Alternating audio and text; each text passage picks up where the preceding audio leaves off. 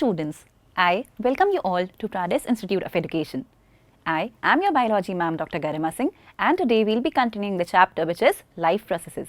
देखो last class में हम ऑलरेडी पढ़ चुके हैं फोटोसिंथेसिस क्या होता है, उसका क्या मैकेनिज्म है, किस तरीके से प्लांट्स CO2 और वाटर को यूज़ करके सनलाइट और क्लोरोफिल की प्रेजेंस में अपने लिए फूड का प्रोडक्शन करते हैं, साथ साथ एक गैस लिबरेट करते हैं जो थी ऑक्सीजन। तो हमें प्लांट से फूड भी मिलता है प्लस वो गैस भी मिलती है जो हमारे सर्वाइवल के लिए या सारे एरोबिक ऑर्गेनिज्म के सर्वाइवल के लिए एसेंशियल है, which is oxygen.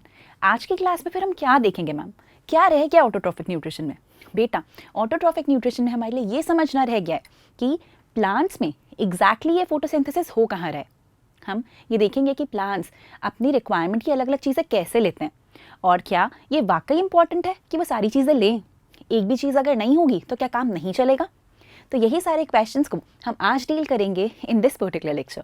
So let us quickly begin and see कि जो हम बोलते हैं कि लीफ में खाना बनता है, लीफ में खाना बनता है, तो लीफ एग्जैक्टली दिखती कैसी है और लीफ में खाना कहाँ बनता है। So on that note let us quickly begin our class from the topic which is structure of a leaf. अब देखो बुक में ना लीफ के स्ट्रक्चर का एक डायग्राम है, बहुत प्यारा सा डायग्राम है, ज़्यादा कुछ लेबलिंग्स भी नहीं है, तो इतनी सारी लेबलिंग्स देख के डरना नहीं, सिंपल सी लेबलिंग्स इस डायग्राम में। और वो डायग्राम में क्या बताया है? डायग्राम में सिर्फ इतना बताया है कि हम अगर लीफ के स्ट्रक्चर को देखें, जैसे हमारे पास ये लीफ है, अगर हम इसे कट करें तो और इस तरह से देखें तो हमें यहाँ पे दिखेगा कि लीफ में कुछ लेयर्स होती हैं। और ये लेयर्स क्या होती हैं? सबसे ऊपर की तरफ जो लेयर हमें प्रेजेंट दिखेगी वो दिखेगी अपर एपिडर्मिस। तो सबसे ऊपर हमें कुछ अपर एपिडर्मिस के सेल्स दिखेंगे। अपर एपिडर्मिस मतलब जो एपिडर्मिस ऊपर की तरफ प्रेजेंट है, ठीक है, तो ये वाली एपिडर्मिस या कवरिंग टिश्यूज जो ऊपर के साइड है इन्हें अपर एपिडर्मिस कह रहे हैं। ऐसे ही आपको दिखेगा कि नीचे की तरफ भी एक एपिडर्मल सेल्स की लेयर होती है, तो नीचे की तरफ भी आपको एपिडर्मल सेल्स की लेयर दिखेगी। इनके बीच में क्या दिखने वाले हैं? इनके बीच में टुवर्ड्स द अपर एपिडर्मिस आपको दिखेंगे कुछ लंबे लंबे sales. These long cells which are rod pillar like, you will be calling these cells as mesophyll cells. Mesophyll तो है प्लस क्योंकि टॉल एंड पिलर लाइक है तो इन्हें हम कहते हैं पैलिसेड मेसोफिल्स। तो जो अपर एपिडर्मिस के पास दिखेंगे ये वाले सेल्स, इन्हें आप कहते हो पैलिसेड मेसोफिल सेल्स। अब ऐसे ही मेसोफिल सेल्स कुछ और भी हैं, बट ये वाले जो मेसोफिल सेल्स हैं ये थोड़े डिफरेंट है, राउंड हैं, ये लॉन्ग पिलर लाइक नहीं है। तो ये जो छोटे छोटे वाले हैं जिनके बीच में बहुत सारी स्पेसेस भी हैं, इन वालों को आप कहते हो स्पॉन्जी मेसोफिल। तो कभी भी आप एक डाइकॉट लीफ को देखोगे, डाइकॉट मतलब कौन सी? जिनके सीड में 2 कॉटिलिडन होते हैं, उन प्लांट्स की लीफ को देखोगे तो आपको दिखाई देगा एक अपर एपिडर्मिस होती है, एक लोअर एपिडर्मिस होती है, बीच में मेसोफिल सेल्स होते हैं। ऊपर की तरफ के mesophyll cells tall pillar like हैं, कॉम्पैक्टली अरेंज्ड है, स्पेसेस नहीं है, और जो नीचे वाले हैं वो थोड़े दूर दूर पे हैं, बीच में एयर कैविटीज़ हैं इसलिए वो स्पॉन्जी दिखते हैं, तो इन्हें हम कहते हैं स्पॉन्जी मेसोफिल। तो अपर एपिडर्मिस, लोअर एपिडर्मिस और मेसोफिल सेल्स, यही मेसोफिल सेल्स हैं जो हमारे काम के। क्यों काम के? क्योंकि प्लांट्स में ग्रीन लीव्स में मेसोफिल सेल्स के अंदर होता है फोटोसिंथेसिस। अब मैम क्यों होता है? देखो मेसोफिल सेल्स में इसीलिए होता है बच्चों क्योंकि मेसोफिल सेल्स में बहुत सारे क्लोरोप्लास्ट होते हैं। अब 9th क्लास में हमने पढ़ा है सेल चैप्टर में कि प्लास्टिड्स, स्पेसिफिकली ग्रीन प्लास्टिड्स मतलब क्लोरोप्लास्ट इंपॉर्टेंट है प्लांट्स के लिए ताकि वहाँ पर फूड का प्रोडक्शन हो सके। उन्हीं के अंदर क्लोरोफिल नाम का ग्रीन पिगमेंट है। तो यहाँ देखो कितना सारा क्लोरोप्लास्ट हमें दिखाई दे रहा है। तो इनके अंदर अबंडेंस ऑफ क्लोरोप्लास्ट होती है, इनमें बहुत सारे क्लोरोप्लास्ट होते हैं, इसीलिए यही वाले सेल्स में ज़्यादा फोटोसिंथेसिस होगा। इसीलिए यहाँ आप बहुत ज़्यादा फोटोसिंथेसिस अप्रिशिएट कर सकते हो। और इनके अलावा अगर आपको लीफ में कुछ और दिखेगा तो उसकी मिड रिब वाले रीजन में या उसकी दूसरी वीन्स वाले रीजन में आप अप्रिशिएट कर पाओगे आपके वैस्कुलर बंडल्स। तो हमें वैस्कुलर बंडल्स दिखेंगे। ये जो वैस्कुलर बंडल्स हैं इसमें जाइलम होगा और होगा फ्लोएम।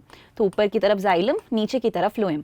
अब ये जाइलम फ्लोएम क्या है मैम? याद करो, जाइलम वो टिश्यू है जो वाटर का और मिनरल्स का ट्रांसपोर्ट कराता है और एक ही डायरेक्शन में कराता है, रूट से लेकर लीफ तक, ठीक है। और दूसरी चीज़ क्या है? दूसरी चीज़ है आपका फ्लोएम। फ्लोएम क्या करता है? सॉल्युबल प्रोडक्ट्स ऑफ फोटोसिंथेसिस का ट्रांसपोर्ट कराता है, मतलब जो फूड प्लांट ने बनाया था उसका ट्रांसपोर्ट कराता है फ्रॉम द पार्ट्स जहाँ पे बनाए टू जिन भी प्लांट्स को रिक्वायर्ड है। तो बेस्ड अपॉन द रिक्वायरमेंट ये फूड का ट्रांसपोर्ट कराता है। तो ये जाइलम और फ्लोएम वाले बंडल्स आप देखोगे। अब इम्पॉर्टेंट क्या है समझना? इम्पॉर्टेंट ये है कि अपर एपिडर्मिस हो चाहे लोअर एपिडर्मिस हो, अपर एपिडर्मिस के ऊपर तो हमें एक बहुत थिक सी वैक्सी कोटिंग मिल सकती है जिसे कहते हैं क्यूटिकल।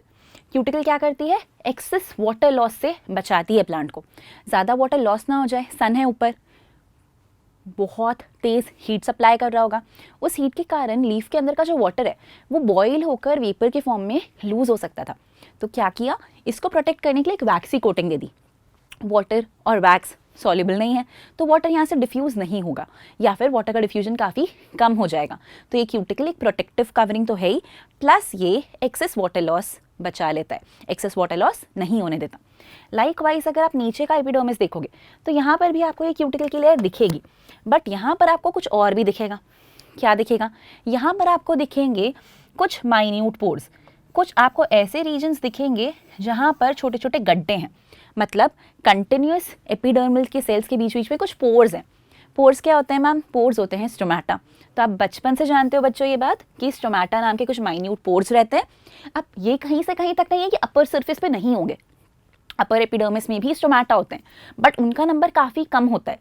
अगर ऊपर ज़्यादा स्टोमेटा होते तो प्लांट का पूरा ही वाटर लूज होता रहता, क्योंकि वहाँ पे डायरेक्ट सनलाइट आती है। तो इसीलिए उनको इस तरीके से बनाया गया है कि नीचे वाले सरफेस पे स्टोमेटा ज़्यादा हों और वहाँ से वो अपनी गैशियस नीड भी फुलफिल कर सकें, और जो उनको वाटर लॉस करने वाला काम है ट्रांसपिरेशन, वो भी हो सके। तो स्टोमेटा ज़्यादा नीचे के सरफेस पे इसीलिए हैं क्योंकि वहाँ पे डायरेक्ट सनलाइट नहीं पड़ती, उतना वाटर लॉस नहीं होगा, प्लस उनकी गैशियस नीड वाला काम जो स्टोमेटा का एक्चुअल काम है वो भी हो जाएगा। तो अब इसी नोट पे अपन फटाफट से देखते हैं कि क्लोरोप्लास्ट कैसा दिखता है। देखो, तो अभी हमें ये पता है कि ये जो मीजोफिल सेल्स थे इनके अंदर ये बहुत सारे क्लोरोप्लास्ट प्रेजेंट है। और ये क्लोरोप्लास्ट कैसे हैं? ये क्लोरोप्लास्ट हैं हमारे ग्रीन कलर वाले, ठीक है। तो ये ग्रीन कलर के प्लास्टिड्स होते हैं। अब हर एक क्लोरोप्लास्ट को आप देखोगे तो 2 मेम्ब्रेन का बना होता है, ठीक है, डबल मेम्ब्रेन स्ट्रक्चर है। और इस मेम्ब्रेन के अंदर एक फ्लूइड फिल्ड रहता है। ये जो फ्लूइड फिल्ड रहता है यहाँ पर, इसे आप कहते हो स्ट्रोमा, इसे आप कहते हो स्ट्रोमा। और स्ट्रोमा के अंदर पता है क्या होते हैं? इस स्ट्रोमा के अंदर होते हैं बहुत सारे एंजाइम्स। तो स्ट्रोमा के अंदर बहुत सारे एंजाइम्स हैं। इसके अलावा क्या दिखेगा आपको? इसके अलावा आपको दिखेंगे ये कुछ पाई लाइक स्ट्रक्चर्स, जैसे सिक्कों का ढेरा लगा के रखा हो, कुछ ऐसे दिखने वाली चीज़ें। इसकी जो इंडिविजुअल मेंबर्स है ना, एक एक सिक्का जैसे समझ लो, ये वाली चीज़ कहलाती है थाइलाकॉइड। इसे अपन कहते हैं थाइलाकॉइड। और इन सब के कलेक्शन को हम कहते हैं बच्चों ग्राना। इनके कलेक्शन को अपन कहते हैं ग्राना। तो हमारे पास क्या है? हमारे पास है इंडिविजुअल मेंबर्स थाइलाकॉइड्स और इनका पूरा कलेक्शन ग्राना। अब ये एक ग्राना है, ठीक है, ऐसे बहुत सारे। तो हमारे पास ओवरऑल बहुत सारे ग्राना है, सिंगल सिंगल ग्रानम, बहुत सारे इकट्ठे हैं तो ग्राना। अब यहाँ पर ये आपस में भी एक दूसरे से कनेक्टेड है, ठीक है, ये एक दूसरे से भी कनेक्टेड रहते हैं। तो ये एक दूसरे से कनेक्टेड रह सकते हैं स्ट्रोमा लैमेले की हेल्प से। अब इतना याद रखने की तो हमें खैर ज़रूरत है नहीं। हमें क्या याद रखना है? हमें याद रखना है ये थाइलाकॉइड, ठीक है। थाइलाकॉइड क्यों याद रखना है? क्योंकि थाइलाकॉइड के अंदर आपको मिलेगा आपका ग्रीन पिगमेंट क्लोरोफिल। तो वो जो ग्रीन कलर का आपका पिगमेंट है क्लोरोफिल, वो कहाँ है? वो इन थाइलाकॉइड्स के अंदर है, वो इन थाइलाकॉइड्स के अंदर है। तो ये थाइलाकॉइड्स के अंदर हमारा ग्रीन पिगमेंट क्लोरोफिल रहता है, जिसका काम है लाइट को ट्रैप करना। तो हमें पता है ऑलरेडी, लाइट को जब तक अब्जॉर्ब नहीं करोगे या ट्रैप नहीं करोगे, फोटोसिंथेसिस शुरू हो नहीं सकता। पहला ही स्टेप था मैकेनिज्म में अब्जॉर्प्शन ऑफ लाइट एनर्जी, तो वो करता है ये थाइलाकॉइड का क्लोरोफिल। तो क्लोरोफिल लाइट को ट्रैप करने का काम करेगा, फिर उसे कन्वर्ट कराएगा इनटू केमिकल एनर्जी, साथ में वाटर का ब्रेकडाउन होगा। तो ये सब कुछ इन ग्राना में हो रहा है, सब कुछ इन ग्राना में हो रहा है। तो शुरू की 2 स्टेप्स दोनों होती हैं ग्राना में। और जो तीसरी स्टेप है that is reduction of carbon dioxide to carbohydrate, ये कहाँ होती है? ये होती है स्ट्रोमा में। क्यों? क्योंकि वहाँ पर प्रेजेंट है ये एंजाइम्स जो उसका कन्वर्जन कराएंगे इनटू कार्बोहाइड्रेट। तो थर्ड स्टेप आपको स्ट्रोमा में दिखेगी, फर्स्ट एंड सेकेंड स्टेप होगी ग्राना में, ठीक है, फर्स्ट और सेकेंड स्टेप होगी ग्राना में। एक चीज़ और पता है मैं बचपन से कि क्लोरोप्लास्ट के पास और माइटोकॉन्ड्रिया के पास खुद का डीएनए, खुद के राइबोसोम्स होते हैं, तो ये खुद के प्रोटीन्स बना सकते हैं। हालांकि इस चैप्टर में इस पॉइंट का कोई रेलेवेंस नहीं है, बट हाँ हमें ये चीज़ मालूम है। अब देखो, क्लोरोफिल के बारे में पता है, ग्रीन पिगमेंट है, प्लांट में प्रेजेंट रहता है। जिन सेल ऑर्गेनल्स में है उनका नाम है क्लोरोप्लास्ट, जिनका हमने स्ट्रक्चर देखा अभी अभी। अब अगर हम दूसरी पार्ट की बात करें विच इज स्टोमेटा, तो स्टोमेटा क्या थे? बहुत टाइनी पोर्स थे। टाइनी पोर्स कहाँ थे? लीफ के सरफेस पे। इनका काम क्या है कि बहुत ज़्यादा गैशियस एक्सचेंज कराते हैं। ऑल्दो प्लांट अपनी पूरा प्लांट बॉडी अपनी गैशियस नीड का ध्यान खुद रख सकता है, येट वहाँ पर लीफ में बहुत सारे ये माइन्यूट पोर्स होते हैं, क्योंकि वहाँ पर बहुत सारा फोटोसिंथेसिस होना है, बहुत ज़्यादा कार्बन डाइऑक्साइड की रिक्वायरमेंट होगी दिन में, बहुत ज़्यादा ऑक्सीजन बनेगी जो निकालनी होगी, तो इसीलिए ये माइन्यूट पोर्स वहाँ पर प्रेजेंट रहते हैं। तो यहाँ से बहुत ज़्यादा गैशियस एक्सचेंज होता है और इनका काम ही ये है क्योंकि इनको फोटोसिंथेसाइज कराना है। तो फोटोसिंथेसिस के लिए खास तौर पे गैशियस एक्सचेंज रिक्वायर्ड है। और हमको बच्चों ये भी ध्यान रखना पड़ेगा कि एक्सचेंज ऑफ गैसेस जो होते हैं ना, वैसे तो वो स्टेम के सरफेस से, रूट के सरफेस से, लीफ के सरफेस से, सब सरफेसेस से होते हैं। प्लांट का हर पार्ट अपनी गैशियस एक्सचेंज का ध्यान रखता है, बट स्टोमेटा ज़्यादा एक्सचेंज करने में हेल्प करता है। तो ऐसा बिल्कुल नहीं है कि सिर्फ स्टोमेटा के थ्रू गैशियस एक्सचेंज करता है प्लांट, जैसे हम अगर किसी और चीज़ को देखते तो, बट नहीं, प्लांट के लिए उसकी पूरी बॉडी अपना अपना गैशियस एक्सचेंज करती रहती है। खासा इंपॉर्टेंट वाला जो फोटोसिंथेसिस के लिए करना है वो इन स्टोमेटा के थ्रू होगा। अब क्योंकि बेटा यहाँ से बहुत ज़्यादा वाटर लॉस निकलता है ना, क्योंकि वाटर लॉस क्यों होता है, वाटर इसीलिए लॉस होता है क्योंकि वाटर हीट हो रहा है, वेपर में कन्वर्ट हो रहा है, वेपर में कन्वर्ट होता है तो उड़ जाता है। अब प्लांट्स ये तो नहीं चाहते कि पूरे टाइम वाटर लॉस हो, तो इसीलिए लोग क्या करते हैं, इस स्टोमेटा को बंद कर लेते हैं जब इसकी ज़रूरत नहीं है। जब इसकी ओपनिंग की ज़रूरत नहीं है तो ये इन पोर्स को क्लोज कर लेते हैं, क्योंकि वैसे ऑक्सीजन चाहिए होगी उनको, CO2 रिलीज़ करनी होगी, वो तो बाकी सरफेस कर ही रहा है। तो इन पोर्स को जब फोटोसिंथेसिस नहीं करना तब बंद ही कर देते हैं। कब नहीं करना मैम? रात में नहीं करना बच्चों। क्यों नहीं करना? सनलाइट नहीं है, ऑप्शन नहीं है करने का, इसलिए रात के टाइम पे ये अपना स्टोमेटल पोर क्लोज कर लेते हैं ताकि और ज़्यादा वाटर लॉस ना झेलना पड़े, और ज़्यादा वाटर लॉस ना झेलना पड़े। अब मैम ये तो एक पोर है ना, गड्ढा है, तो ये गड्ढा कैसे बंद होता है? ये गड्ढा बंद होता है कुछ स्पेशल सेल्स की हेल्प से। ये स्पेशल सेल्स इस पोर को सराउंड करके रखते हैं और इन स्पेशल सेल्स को हम कहते हैं गार्ड सेल्स। हम इन स्पेशल सेल्स को कहते हैं गार्ड सेल्स। तो ये इस तरीके से होते हैं, ये हमारी एपिडर्मल सेल्स के आजू बाजू प्रेजेंट है। तो ये एपिडर्मल सेल अगर था तो ये वो पोर है, स्टोमा नाम का, सिंगल है इसलिए स्टोमा कह रही हूँ, और बहुत सारे होते तो स्टोमेटा कह सकती थी। और ये जो किडनी शेप सेल्स हैं इनको हम कह रहे हैं गार्ड सेल्स, इन्हें हम कह रहे हैं गार्ड सेल्स। तो ये हैं हमारे गार्ड सेल्स। इन गार्ड सेल्स का काम है कि स्टोमेटा कब बंद है कब खुला है, इस चीज़ का ध्यान रखें। So opening and closing of the pore is the function of guard cell. Guard cells फूल जाते हैं जब उनके अंदर वाटर आता है, और उनके फूलने के कारण ये स्टोमेटल पोर ओपन हो जाते हैं। तो इमेजिन करो ये आपके गार्ड सेल्स थे, ठीक है, इनके अंदर पानी भराया, ये अभी ऐसे थे, पानी भरने के कारण एक दूसरे दूर गए, और दूर गए तो ये ओपनिंग खुल गई। ऐसे ही जब इनसे पानी रिलीज हो जाएगा तो ये पिचक जाएंगे और पास आ जाएंगे, तो ये ओपनिंग क्लोज हो जाएगी। तो हम कहते हैं गार्ड सेल्स में वाटर मूव होता है, इनके अंदर पानी आया है आजू बाजू के सेल के थ्रू, इसीलिए ये स्वेल अप हो गए हैं और ये पोर ओपन है। अब जैसे ही इनसे वाटर लॉस होगा बच्चों, जैसे इनसे वाटर लॉस होगा तो ये गार्ड सेल्स श्रिंक हो जाएंगे, तो ये गार्ड सेल्स श्रिंक हो जाएंगे क्योंकि उनका वाटर निकल गया है,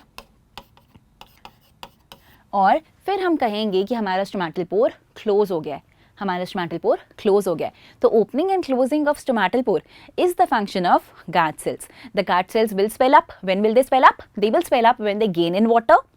And when they gain in water, the pore will open. So it will happen during the daytime. And the guard cells will shrink when they lose water. And as a result of which the stomatal pore will close, and it will happen during the night time. ठीक है, तो यहाँ से हमको ये भी ध्यान रखना है। अब ये क्या हो रहा है, ये इन्हीं स्टोमेटल पोर के थ्रू वाटर लॉस हो रहा है, तो ट्रांसपिरेशन भी आप इसमें ऑब्जर्व कर सकते हो। तो देखो, जब ओपन है CO2 लेते जा रहे हैं दिन के टाइम, ऑक्सीजन देते जा रहे हैं, ऑक्सीजन के साथ वाटर भी जाता जा रहा है। अब बंद हो गए तो कुछ नहीं आ जा रहा, तो ये ओपनिंग थी, फूले हुए थे। ये फूले क्यों होंगे? क्योंकि वाटर अंदर आया होगा, इसीलिए फूले हुए थे। अब जब ये वाटर निकल गया, पिचक गए, तो ये ओपनिंग क्लोज हो गई। तो इस तरीके से आपको ये डायग्रामेटिकली रिप्रेजेंट करना होता है। अगर रिटर्न पेपर आता तो हम इसको डायग्रामेटिकली रिप्रेजेंट करते। अभी क्योंकि ऑब्जेक्टिव पेपर आएगा तो हमें पता होना चाहिए फंक्शन गार्ड सेल का है, ओपन कब होंगे, डे में, नाइट में। ये पता होना चाहिए कि गार्ड सेल्स की जो अंदर की वॉल होती है वो काफ़ी थिक होती है, ठीक है ना, इनकी इनर वॉल काफ़ी थिक होगी और इनकी जो आउटर वॉल है वो कंपैरेटिवली थिन होगी। किडनी बीन शेप के होते हैं ये भी पता होना चाहिए। इनके अंदर होते हैं बहुत सारे क्लोरोप्लास्ट। तो बाकी एपिडर्मिस के सेल्स में क्लोरोप्लास्ट नहीं होते, बट इनके पास बहुत सारे क्लोरोप्लास्ट होते हैं, बहुत सारा फूड प्रिपेयर करते हैं और इसीलिए वाटर भी अंदर आता जाता है और ये फूल जाते हैं। जब शाम हो जाती है, खाना यहाँ वहाँ भेज दिया है, तो पानी भी पीछे पीछे चला जाता है और एक आर्ट सेल श्रिंक हो जाते हैं। तो ये चीज़ हमें ओपनिंग एंड क्लोजिंग के लिए ध्यान रखनी है। वैसे तो इसके पीछे एक दूसरी थ्योरी होती है जिसे हम कहते हैं potassium ion theory, but potassium ion theory हमारे सिलेबस में नहीं है, सो इट्स ओके, हम उसको अभी स्किप आउट कर सकते हैं। अब देखो, ये सीख लिया कि लीफ कैसी दिखती है, हाँ मैम सीख लिया। ये समझ लिया कि लीफ के पास मीजोफिल सेल्स हैं जिनमें क्लोरोप्लास्ट हैं, ये भी देख लिया। क्लोरोफिल क्या होता है वो भी समझ लिया। ये भी देख लिया स्टोमेटा क्या है। अब हम ये देख लेते हैं कि क्या वाकई ज़रूरी है प्लांट के लिए ये रॉ मटेरियल, क्या वाकई ज़रूरी है CO2 हो, क्या वाकई ज़रूरी है क्लोरोफिल हो। तो हम 2 एक्टिविटी सीखेंगे आज। इन 2 एक्टिविटीज़ में पहले देखेंगे क्लोरोफिल का इंपॉर्टेंस और फिर देखेंगे CO2 का रिक्वायरमेंट। तो देख लेते हैं एक एक्टिविटी। इस एक्टिविटी को करके अपन ये प्रूव करेंगे कि हाँ, बिना क्लोरोफिल के फोटोसिंथेसिस नहीं कर सकते प्लांट्स। अब आपको इसके लिए करना क्या है, आपको एक प्लांट लेना है जिसके पास वैरीगेटेड लीफ हो। वैरीगेटेड मतलब कलरफुल लीफ हो, ठीक है। कलरफुल इन द सेंस सिर्फ ग्रीन कलर की नहीं होनी चाहिए, ग्रीन के अलावा कोई दूसरा कलर भी हो। तो ग्रीन के साथ वाइट हो, पिंक हो, पर्पल हो, तो ऐसा कुछ हो। तो आपको जैसे कोलियस में, जेरेनियम में, क्रोटन्स में, इन सब में इस टाइप की कुछ लीव्स मिल जाती हैं। अब आपको ये वाला प्लांट जो आपने चूज़ किया है एक्सपेरिमेंट करने के लिए, इसको ले जाके रखना है एक डार्क रूम में, एक अंधेरे कमरे में इसको बंद कर दो। क्यों बंद करें हम? डी-स्टार्चिंग करने के लिए। डी-स्टार्चिंग नाम से समझ जाना चाहिए कि स्टार्च रिमूव करना चाहते हैं। तो जब हम उस पत्ती में से सारा स्टार्च खत्म करना चाह रहे हैं ताकि हमें कोई फॉल्स रिजल्ट ना मिले, तो हम डी-स्टार्चिंग करते हैं एक अंधेरे कमरे में बंद करके। जितना स्टार्च उसके पास होगा प्लांट उसे यूज़ कर चुका होगा। एक बार डी-स्टार्चिंग हो जाएगी, फिर हम क्या करेंगे, उस प्लांट को ले जाकर रख देंगे सनलाइट में। सनलाइट में रख लेंगे, सनलाइट में रखा रहेगा वो तो फोटोसिंथेसाइज कर सकता है क्योंकि सनलाइट तब हमने दे दी। अब वो फोटोसिंथेसिस करना शुरू करे, हम उसे 6 घंटे के लिए लगभग टाइम दे देते हैं और कुछ घंटों बाद या 3 से 6 घंटे के बाद हम उसमें से एक पत्ती तोड़ेंगे और पत्ती तोड़ने के बाद उस पत्ती की डायग्राम बनाएंगे। जैसे सपोज करो कि ये पत्ती तोड़ी, तो इस पत्ती को मैं ड्रॉ कर लूँगी और ड्रॉ करके मार्क कर लूँगी उसमें कि कौन कौन से एरिया ग्रीन थे और कौन से एरियाज नॉन ग्रीन थे। तो मैं ये पहले से मार्क करके रखूँगी। क्यों मैम? इसीलिए क्योंकि मैं जो टेस्ट लगाऊंगी ना, उसके बाद ये पत्ती मेरी पूरी कलरलेस हो जाएगी और मैं अप्रिशिएट नहीं कर पाऊंगी ग्रीन कहाँ था और पिंक कहाँ था। तो इसलिए मैं पहले से ही उसकी डायग्राम बना के रख लूँ ताकि मुझे बाद में कन्फ्यूजन ना हो, वरना मैं भूल गई तो, इसलिए हमने ड्राइंग बनाई है। फिर हम इस लीफ पे टेस्ट करेंगे स्टार्च के लिए, और जब हम इस पर टेस्ट करेंगे स्टार्च के लिए तो पता है क्या होगा, तो हमें ये पता चलेगा कि वाकई सिर्फ उन्हीं पार्ट्स ने फोटोसिंथेसाइज किया है जिनमें ग्रीन वाला पिगमेंट प्रेजेंट था। तो ये कैसे पता चलेगा? देखो ये एक्टिविटी, पहले अंधेरे में था, अभी उजाले में, पत्ती तोड़ी, डायग्राम बनाया, ठीक है, एरियाज मार्क कर लिए। अब क्या करेंगे, पत्ती को डालेंगे बॉइलिंग वाटर में। बॉइलिंग वाटर में डालते हैं ताकि उसके सेल्स मर जाएं। सेल्स मर जाएंगे तब जाके कुछ पिगमेंट ले पाएंगे या दे पाएंगे। फिर क्या करते हैं, अल्कोहल में डालते हैं। अल्कोहल में इनडायरेक्टली बॉईल किया है बेटा, डायरेक्टली बॉईल नहीं किया है। ये इनडायरेक्ट वाली चीज़ क्यों करी मैम?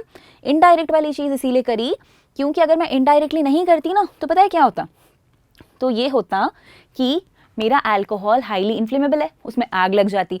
तो मुझे आग नहीं लगानी थी, इसलिए मैंने डायरेक्टली उसे बॉईल नहीं किया है, वाटर में ही रखा है, उसके बाद ही बॉईल किया है। तो इस पर भी क्वेश्चन आता है कि किस तरीके से आपको अल्कोहल में डाल के बॉईल करना है।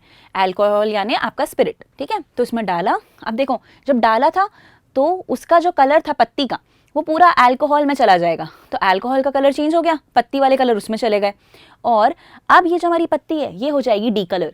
ये पत्ती के सारे कलर चले जाएंगे, कलरलेस हो जाएगी। अब इसको पानी से धो लो बढ़िया, और फिर इस पर लगाओ आयोडीन टेस्ट। आयोडीन टेस्ट क्यों? क्योंकि आयोडीन से हम स्टार्च का टेस्ट लगाते हैं, आयोडीन से हम स्टार्च का प्रेजेंस प्रूव करते हैं। तो आयोडीन की ड्रॉप्स डालो। आयोडीन जब भी स्टार्च के साथ रिएक्ट करता है, अगर वहाँ पे स्टार्च है तो आयोडीन का कलर चेंज हो जाता है, ब्लू ब्लैक हो जाता है। अगर नहीं है तो कोई दिक्कत नहीं है, कलर चेंज नहीं होगा स्टार्च आयोडीन का। पर अगर जहाँ जहाँ पर स्टार्च बना होगा वो हिस्सा ब्लू ब्लैक हो चुका होगा।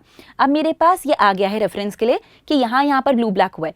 फिर मैं इसको अपनी ड्राइंग से कंपेयर कर रही हूँ, और जब कंपेयर करूँगी मुझे क्या दिखेगा कि जहाँ पहले ग्रीन था वहाँ अभी ब्लू ब्लैक है, जहाँ पहले ग्रीन नहीं था, वाइट था, वहाँ पर ये ब्लू ब्लैक कन्वर्ट नहीं हुआ है, रादर आयोडीन सोल्यूशन का जो कलर था वैसा ही रह गया है।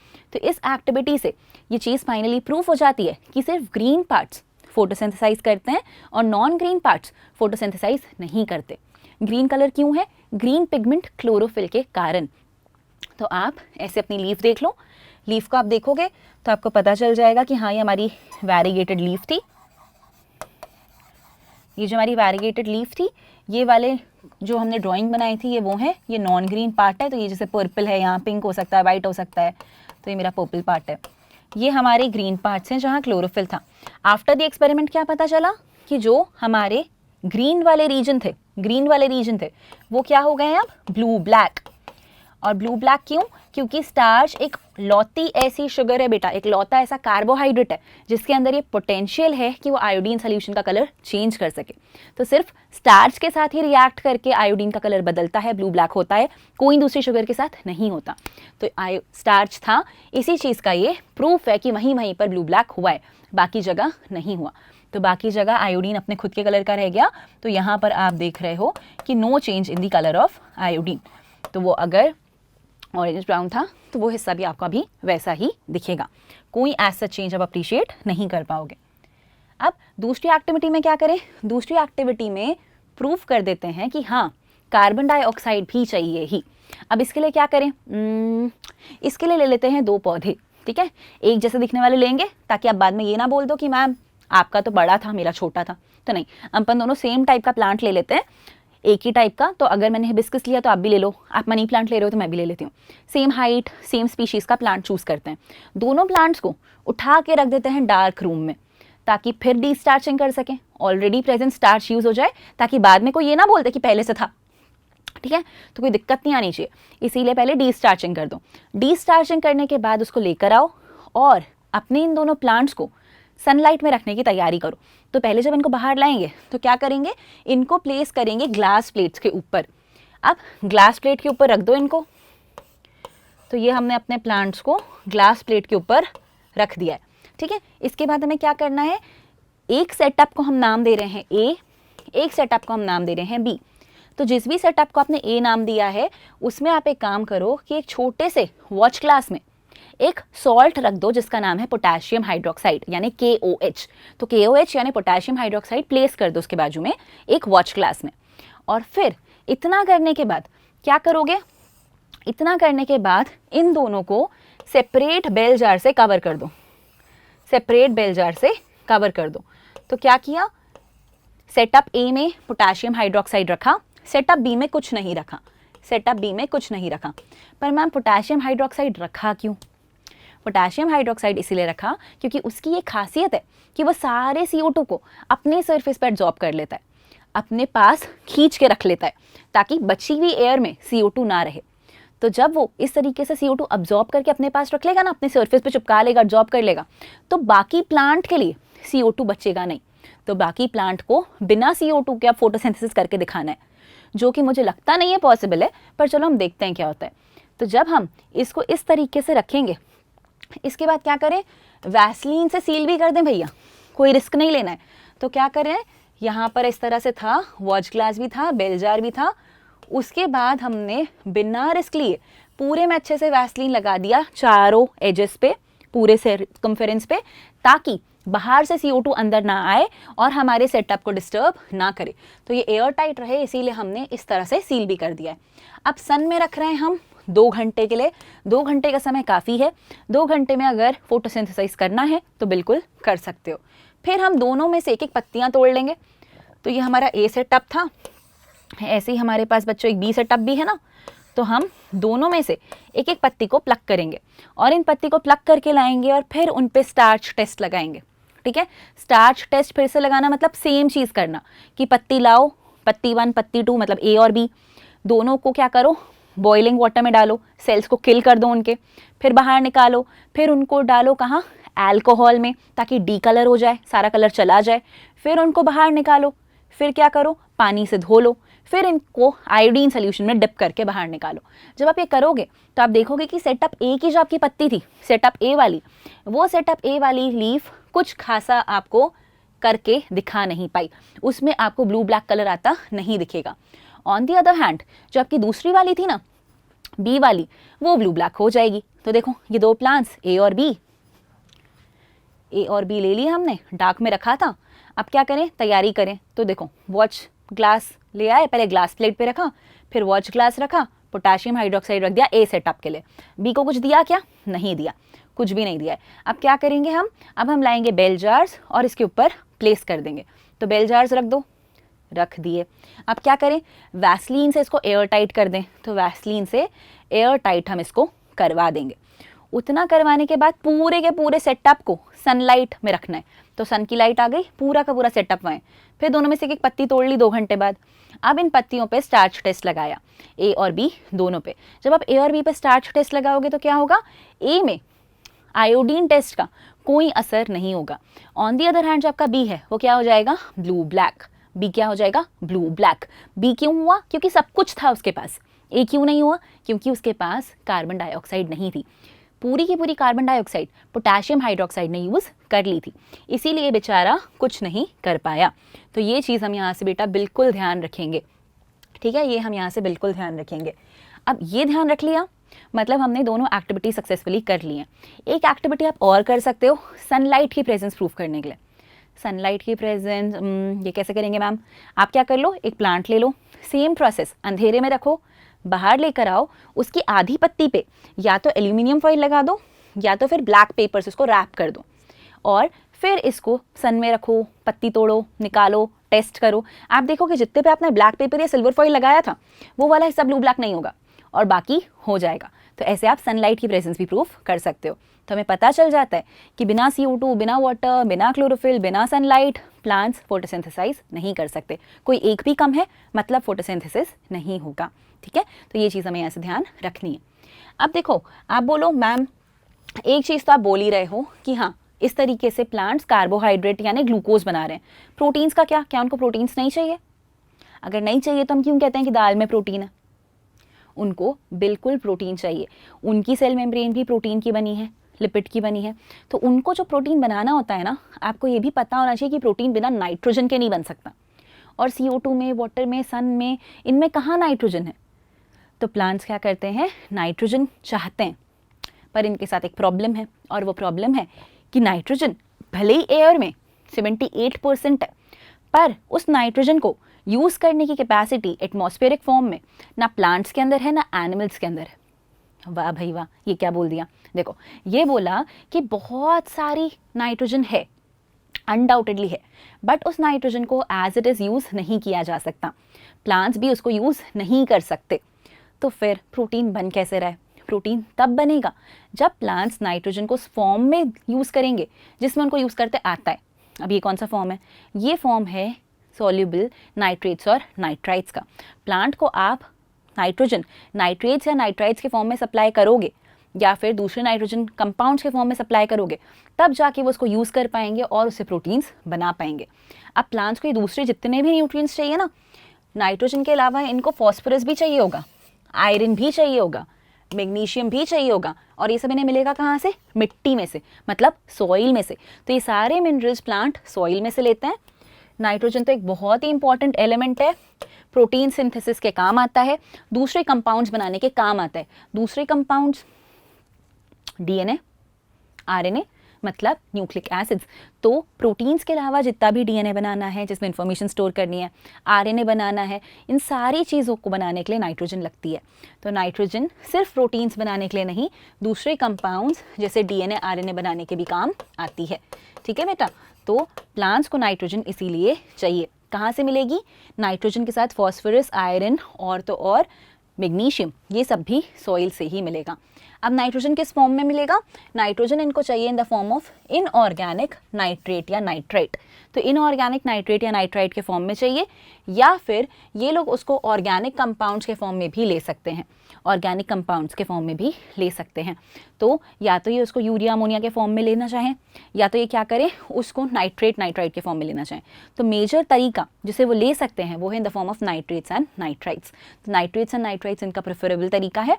अपार्ट फ्रॉम दैट कुछ बैक्टीरियाज होते हैं जो एटमॉस्फेरिक नाइट्रोजन को ऑर्गेनिक कंपाउंड में कन्वर्ट करते हैं, तब जाके प्लांट उसे ले सकता है। एक बैक्टीरिया जो आप जानते हो वो है राइजोबियम, लेग्यूमिनस प्लांट की रूट नोड्यूल्स में रहता है।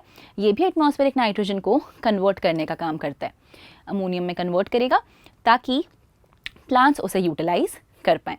तो ये एक तरीका है जिनसे प्लांट्स को नाइट्रोजन मिल जाती है और वो प्रोटीन्स बना सकते हैं।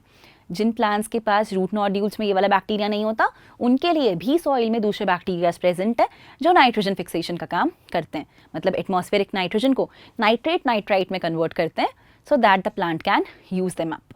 So with this we have come to an end of the chapter. हमने इस टॉपिक का, चैप्टर का तो नहीं, इस टॉपिक का एंड फाइनल रीच कर लिया है। हमें यहाँ से समझ आ गया है कि ऑटोट्रॉफिक न्यूट्रिशन में एग्जैक्टली क्या क्या है। एंड आई होप जितना भी हमने अभी तक पढ़ा है ऑटोट्रॉफिक न्यूट्रिशन, यहाँ तक आपको कोई डाउट नहीं होंगे। इफ़ एट ऑल कोई भी डिफ़िकल्टीज़ आप फेस करते हो तो आप बिल्कुल हमसे कॉन्टैक्ट कर सकते हो। अब इसके बाद क्या, इसके बाद बच्चों ये कि हम नेक्स्ट क्लास में डील करेंगे हेट्रोट्रॉफिक न्यूट्रिशन। हम ये देखेंगे कि वो ऑर्गेनिजम्स जो अपना खाना खुद प्रिपेयर नहीं करते, वो कैसे अपने लिए फूड की नीड्स को फुलफिल करते हैं। तो हम हेट्रोट्रॉफिक न्यूट्रिशन, उसके टाइप्स स्टडी करेंगे, सिंगल सेल ऑर्गेनिज्म में भी और मल्टी सेलुलर ऑर्गेनिजम्स में भी। So this is it for the class for today. Thank you all, keep learning. Thank you so much.